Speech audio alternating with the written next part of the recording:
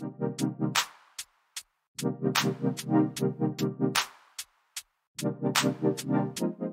going on, everybody, and welcome to the Other Side of the Firewall podcast, where we talk about the latest and greatest in cybersecurity news, as well as we highlight those movers and shakers and glass ceiling breakers, those people of color who've made it to the other side of the proverbial firewall. My name is Ryan Williams. As always, I'm joined by Chris Abacan. What's going on, everybody? And Daniel Acevedo. How's it going, guys?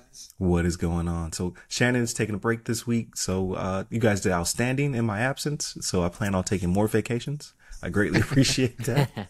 Usually I shut the show down when I need a break, but no, that was great. And we got lots of positive feedback.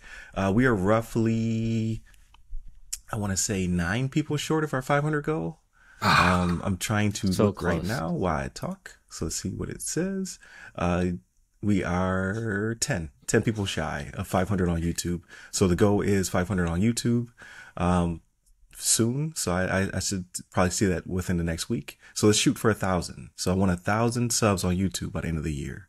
So please, if you have not already, go to YouTube, hit the subscribe button and the bell so you can see when we drop new content. But we drop it every day, right? Monday through Friday. So Monday, Tuesday are topics, Wednesday discussion, Thursdays Ask a CISSP. I don't have another one of those for a couple weeks. So expect some throwbacks and things of that nature to come up. And then Fridays, everything else. So movies, books, games, and all that good stuff. But without further ado, today's first topic comes from, I got too many mice. The CSO, online.com, and it is entitled VMware ESXi Hypervisor Vulnerability Grants Full Admin Privileges. This was written by Lynn Greiner. So, basically, the gist is that ESXi hypervisors are a favored target for threat actors because many security products have limited visibility and protection for them, is what researchers said. And then the actual CVE is 2024-37085. So the problem that was identified is that this vulnerability grants full admin privileges to members of a domain group without proper validation. It has been used by several ransomware groups such as Storm-0506, Storm 1175, Octotempest, and Manatee Tempest after they gained access to a network to deploy ransomware. So, yeah, it's terrible. Hopefully everyone, since it has a CV number, hopefully everybody's patching their systems as we speak, or they have patched them since the article dropped or the alert went out. But I give it to you, Chris. What are your thoughts?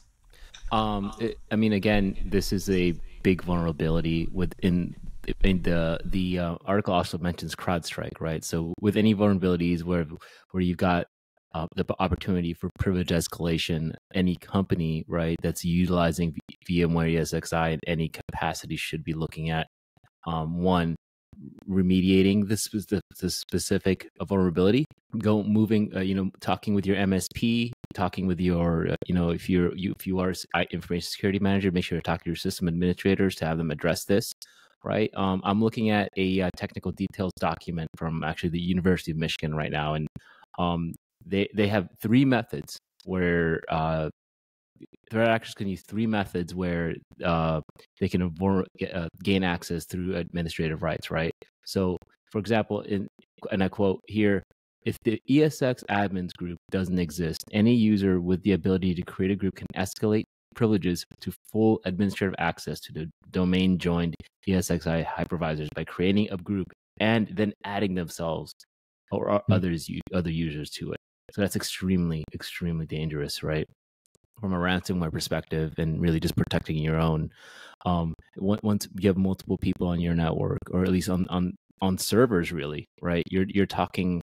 They'll be on bare metal hypervisors usually, or many smaller organizations just run ESX on their free modes, right? So they can literally shut down the heart and core of an organization just by getting its administrative access, right?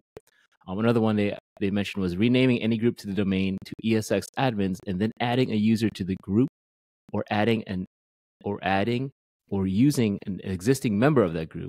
And this method hasn't been exploited yet too much. And then lastly, ESXi Hypervisor privileges refresh. Even if the network administrator assigns any group in the domain to be the management group for the ESXi Hypervisor, the full administrative privileges to members of the ESX domain admins group are not immediately removed, and the threat actors could still use it. Yeah. Right. So there's fair very for really all these groups to be able to use it.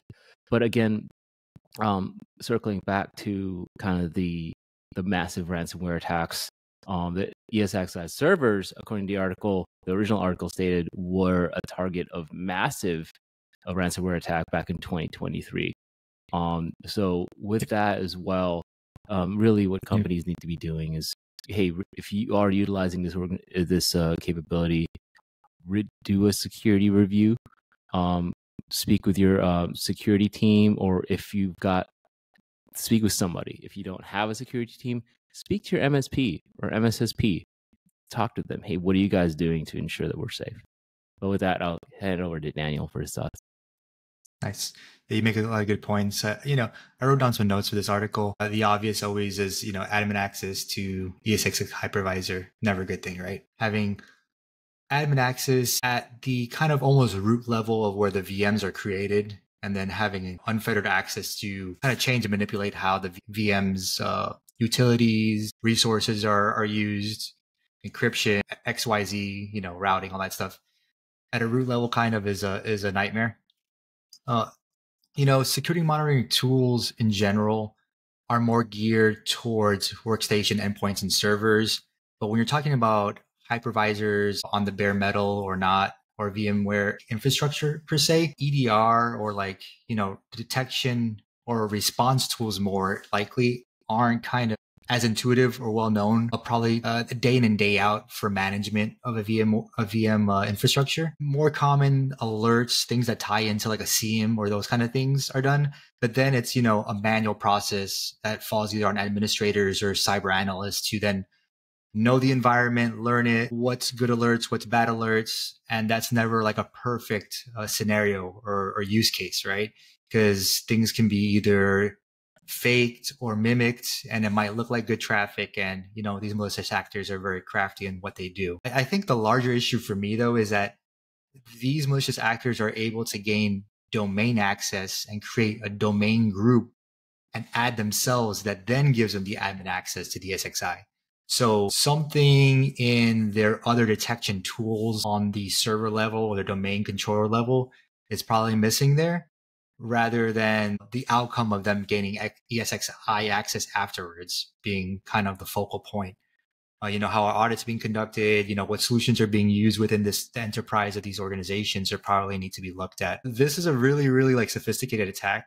So the fact is that they create a group within the domain controller and add themselves, it attaches an SID or security identifier to it. So usually whenever you create any account on a domain, user account, group account, or anything like that, a security indicator, a SID, is created with it. And that's pretty much what gives you the access and the rights to that user or to that group or whatever. And let's say the person leaves the organization, their account gets deleted, even though it's recreated, they'll have a completely new SID. They wouldn't use the same one. The fact they're able to create that admin group in the domain controller and a SID doesn't get attached to it is even worse, because then there's Windows protocols and things, security things within Windows operating system that's not going to pick up on that access as well. So there's like a bunch of other layered things within this attack that are kind of eye openers and are really concerning. But the root cause being kind of that access to the domain controller and creating that group account with nobody really realizing it. That's kind of where I would really focus my attention as an organization if I had this kind of exploit done to me. But those are my thoughts, Ryan. What do you think? No, absolutely. I think you guys covered it in great detail, right? So I think this conversation, and if you get nothing else from this, I think it is contact your security group, your team, or whatever. And if you don't have that because you just simply don't have the budget or what have you, then talk to your MSSP, your MSP, someone, whomever is your defender of your network, to say, hey, am I vulnerable to this? Have I properly patched? Because you just don't want to guess in the situation, because it's a stealth attack. You'll never know until it's too late, until you receive the ransomware demands and things of that nature. Yeah, it's been a terrible month, so to speak, when it comes to IT and security. Eye-opening, really. because we are doing a lot. A lot of progression has been made. It's just that there's just been some really huge holes found within those frameworks. So again, defense in depth is not perfect. A layered defense is built in order to give you multiple eyes or defenses on your network. So that way, if something new does pop up, a 0-day, things of that nature, something will trigger, something will be seen. But in this case, this one is a complete stealth attack, right? This is somebody coming in from some manhole somewhere you didn't know you had within your kingdom.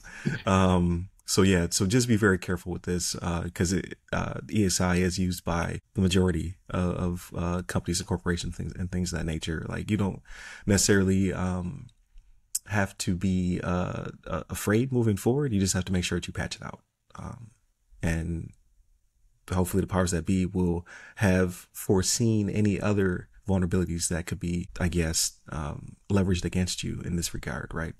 As they were pushing out the CVE. So I won't belabor the point. Great episode. Again, thank you guys for holding it down in my absence. I really enjoyed my vacation. First adult vacation since I retired from the military. It was great. Well, but you'll hear about that on Friday. Please continue to like, share, subscribe. We're just about to hit 500 subs on YouTube, so let's shoot for 1,000. We gained, I think, 50 in the last month.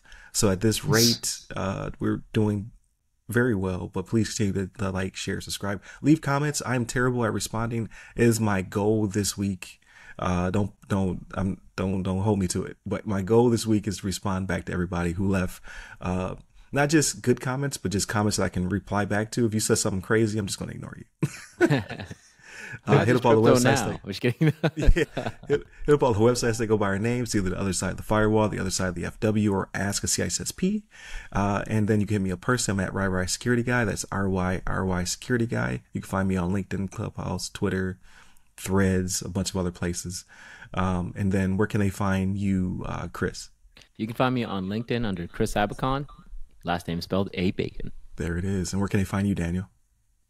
In LinkedIn as well, under my name, Daniel Acevedo. There it is.